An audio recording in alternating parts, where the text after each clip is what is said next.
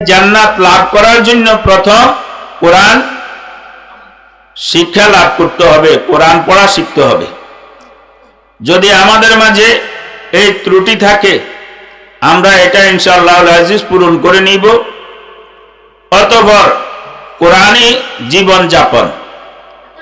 ফাআহাল্লা হালালাহু ওয়া হারামা হারামাহু, এই কথাটা একটু বুঝি। হালালকে হালাল জানি, নিজের জীবন পরিচালনা করা, হারাম থেকে বেঁচে থাকা। প্রাসঙ্গিক একটা কথা বলি, আমাদের নিজেদের জীবনের বৈধতা আমাদের বিবাহ বিনন্দের মাধ্যমে, শরঈ বন্ধনের মাধ্যমেই কি হয়, লাভ হয়। এই বিবাহ বন্ধন শরীয়ত অনুযায়ী লাভ করতে পারলে ছেলে সন্তানের বৈধতা পাওয়া যায়।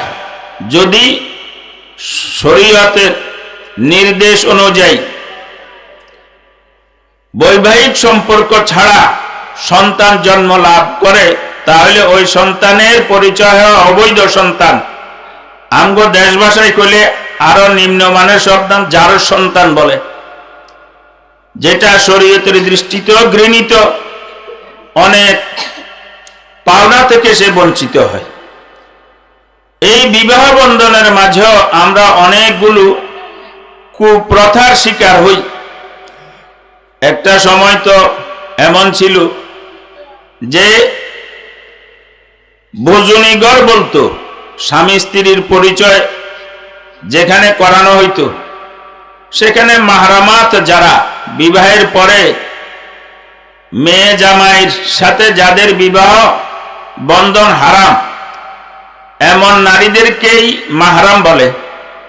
কোন মাহরাম নারী স্বামী এবং মেয়ের মাঝে পরিচয় করাই দিবে, স্বামী স্ত্রীর মাঝে। এটা হইল শরীয়তের নির্দেশনা। কিন্তু এক সময় হইতো কি, এই মেয়ের সাথে ডাইনে বামে আরো কতগুলি মেয়ে বসাই দেওয়ানো হইতো। এখন আছে কিনা জানি না। দিলে পরে সেখান থেকে নিজের স্ত্রীকে বাছাই করে নেওয়া, এটা ছিল তাদের একটা কুপ্রথা নারীদের, যে জামাই আসলে সালাক কি ভূতা এটা পরীক্ষা করত। অথচ এটা হারাম। তো একটা বৈধ সম্পর্কে হারাম সাথে আমরা মিলাই দিই। এমনি ভাবে আরেকটি কথা, শরীয়তে পর্দা ফরজ করেছেন। শরীয়তে পর্দা কি করছে, ফরজ করছেন। ফরজ কিরকম ফরজ? নামাজ যেমন ফরজ, রোজা যেমন ফরজ, এরকম ফরজ। যেমন নামাজ যদি নাকি তরক করা হয়, কেউ নামাজ ছাড়লে যেরকম শাস্তির কি আছে, ধমকি আছে, পর্দার বিধান লঙ্ঘন করলেও সেরকম কি আছে, শাস্তির ভয় আছে। এই পর্দা আজকে আমাদের মাঝে বিলুপ্ত প্রায়, কিছু সংখ্যকের মাঝে হয়তো আছে। পর্দা করলেও ঘরের ভিতর করি, বাইরে গেলে আর পর্দা নাই। এমন বাইরের চতুর্দিকে বাউন্ডারি আছে, এটার নাম পর্দা না। পর্দা গায়রে মাহরাম যারা, যাদের সাথে দেখা হারাম, বিবাহ হারাম, তাদের সাথে দেখা জায়েজ, আর যাদের সাথে বিবাহ জায়েজ তাদের সাথে দেখা হারাম। এবার আপনারা নিজেরাই খুঁজে বের করে নিবেন। বিস্তারিত বলতে সময়ের প্রয়োজন। এখন আমি আর বলার উদ্দেশ্য হইল, আমি যে আমার ছেলে এবং মেয়েকে দ্বীনি শিক্ষায় শিক্ষিত করি, আমার পক্ষে উকিল হিসাবে নিযুক্ত করব, এজন্য মাতা পিতার কিছু করণীয় আছে কিনা, এটাই আমার বলা উদ্দেশ্য। আমরাও শরীয়তের বিধানগুলোকে পালন করে যখন দোয়া করতে থাকব, তখনই আমাদের ছেলেগুলো, আমাদের মেয়েগুলো কোরআন ও হাদিসের জ্ঞান দ্বারা তারা আলেম আলেমা বনতে পারবে। এবং তারা যখন আমাদের কোরআন ও হাদিস অনুযায়ী জীবন যাপন করবে, তখন তারা উকিল হয়ে আমাদেরকে জান্নাতে পৌঁছানোর জন্য ক্ষমতাবান হবেন। হাদিসের বাকি অংশে সে কথাটাই আল্লাহর হাবিব রাসূল করিম সাল্লাল্লাহু আলাইহি ওয়াসাল্লাম ইরশাদ করেন, যে ব্যক্তি কোরআন পড়বে, কোরআন অনুযায়ী জীবন যাপন করবে, তাকে আল্লাহ সুবহানাহু ওয়া তাআলা জান্নাত দান করবেন। অতঃপর বলছেন, ওয়াশাফাহু ফি আশরাতিন মিন আহলি বাইতিহি কুল্লুহুম কদ ওয়াজাবাত লাহুন নার। আহলে বাইত তার পরিবারের সদস্য যাদের জন্য জাহান্নাম অবধারিত হয়ে গেছে, এমন 10 জন ব্যক্তি সম্পর্কে ওই হাফেজে কোরআন যে আমলদারি, শর্ত আছে, শুধু হাফেজ হইলে হবে না, আমলদার হইতে হবে। ওই আমলদারি হাফেজ সাহেব সুপারিশ করবেন উকিল হয়ে এমন 10 জনের জন্য যাদের জন্য জাহান্নাম অবধারিত, এবং তাদের পক্ষে সুপারিশ করে তাদেরকে জান্নাতে পৌঁছাবেন। এই সুসংবাদ তো হাফেজ কোরআন সম্পর্কে দিয়েছেন। এখন আমরা যারা হাফেজ হই নাই, আলেম হয়েছি, তাদের মনে প্রশ্ন জাগতে পারে, যেমন মেয়েরা তো এখন আলেমা হইতেছেন, হাফেজ হন নাই, তাদের সম্পর্কে আরো বড় সুসংবাদ আল্লাহর হাবিব রাসূল করিম সাল্লাল্লাহু আলাইহি ওয়াসাল্লাম দিয়েছেন। সেটা হলো, আল্লাহর হাবিব রাসূল করিম সাল্লাল্লাহু আলাইহি ওয়াসাল্লাম বলেন, আলেম যদি তার ইলম অনুযায়ী তার জীবন ধারণ করতে পারে, তার সকল দায়িত্ব পালন করতে পারে, সে কি পরিমাণ মানুষের জন্য সুপারিশ করবে, ওকালতি করবে। ও আসমানে যত নক্ষত্র আছে, এই আসমানের নক্ষত্রের চেয়েও বেশি মানুষের পক্ষে ওকালতি করবেন। আচ্ছা, আসমানের তারা গণনা করণ কি সম্ভব নেই? কোনোভাবে কি নয়, সম্ভব নয়। তাহলে একজন আলেমকে এমন মর্যাদা দিবেন। এই জন্য আমরা প্রত্যেকে ইনশাআল্লাহ আজিজ চেষ্টা করব নিজের ছেলে মেয়েকে আলেম আলেমা বানানোর জন্য, হাফেজ হাফেজা বানানোর জন্য। এই জন্য আমাদেরকেও কিছু শর্ত মানিয়া চলতে হবে।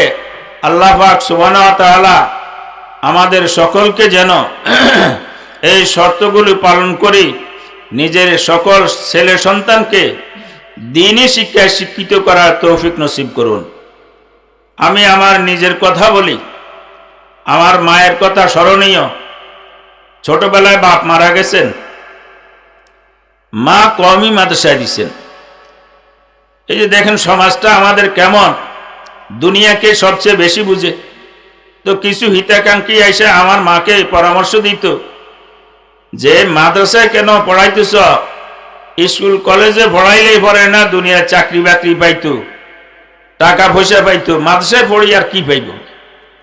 এরপরে কইতেন, আচ্ছা যদি মাদ্রাসায় পড়াও তো সরকারি মাদ্রাসায় পড়াও। তো আমার মা, আল্লাহ ওনাকে জান্নাতের আলা মাকাম নসিব করুন, আমার মায় জবাব দিতেন সরাসরি এই কথা যে আমি তো চাকরির উদ্দেশ্যে আমার ছেলেরে মাদ্রাসায় দিইনি, আমি আল্লাহ এবং রসুলের পথ মত যেন চিনতে পারে, চিনি চলতে পারে, এই জন্য মাদ্রাসায় দিছি। এই নেক নিয়ত এর বদৌলতে আল্লাহ পাক সুবহানাহু ওয়া তাআলা আমরা তিন ভাইকে আলেম বানার তৌফিক দিয়েছেন। এবং আমার নিজের ছেলেদেরকেও আমি আলহামদুলিল্লাহ মাদ্রাসায় লেখাপড়া করাইছি। এবং এই দোয়া করি, নসল যতদিন থাকবে ততদিন পর্যন্ত শুধু এই লাইনের উপর থাকার জন্য আমার ওসিয়ত। তা আপনারাও এরকম নিয়ত করেন, আল্লাহ সফলতা দান করবেন। আজকে যেখানে বসে আমরা আলোচনা করছি, এটা তো একটা বসবাসের ঘর, এখন হয়েছে কোরআন তালিমের ঘর। হযরত কারি মরহুম আব্দুল কুদ্দুস সাহেব, আল্লাহ ওনাকে জান্নাতের আলা মাকাম নসিব করুন। এক মুজাহিদি মিল্লত ছিলেন। সকল ছেলেকে উনি আলেম বানাইছেন, হাফেজ কোরআন বানাইছেন। এরকম সকল মায়েদের বাপদের এই আকাঙ্ক্ষা হওয়া উচিত কিনা? আল্লাহ পাক সুবহানাহু ওয়া তাআলা সকল মা ও বাপকে এইরকম নিয়ত করার তৌফিক নসিব করুন। শুধু নিয়ত করে ক্ষান্ত হইলে হবে না, শেষ রাত জাগৃত হয়ে তাহাজ্জুদ নামাজ পড়ে দোয়াও করতে হবে। একটা কথা বলি, আমার কথা শেষ করছি। কথাটি হইল, এটা তো আল্লাহর রহমত, যালিকা ফাজলুল্লাহ ইউতিহি মাইয়াশা। আপনি রাষ্ট্রপক্ষের বিরোধিতা করে রাষ্ট্রের সহযোগিতা যদি কেউ কামনা করে, তো রাষ্ট্র তার সহযোগিতা কি করবে কখনো?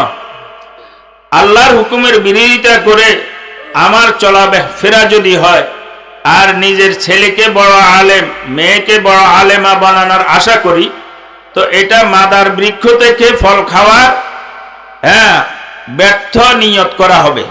এই জন্য বাপ মায়ের বা অভিভাবকদেরকেও এর রহমত কামনায় দোয়া করতে হবে। তারপরেই আল্লাহ সুবহানাহু ওয়া তাআলা হয়তো আপনার এই মেহনতকে কবুল করে নেবেন। এই জন্য সকল মা ও বাপদেরকে নিজের সন্তানদেরকে দ্বীনি শিক্ষায় শিক্ষিত করার, দৃঢ় সংকল্প করার যেন তৌফিক নসিব করেন, এই কামনায় আমি আমার আলোচনা এখানে শেষ করলাম। ওয়া মা আলাইনা ইল্লাল বালাগ।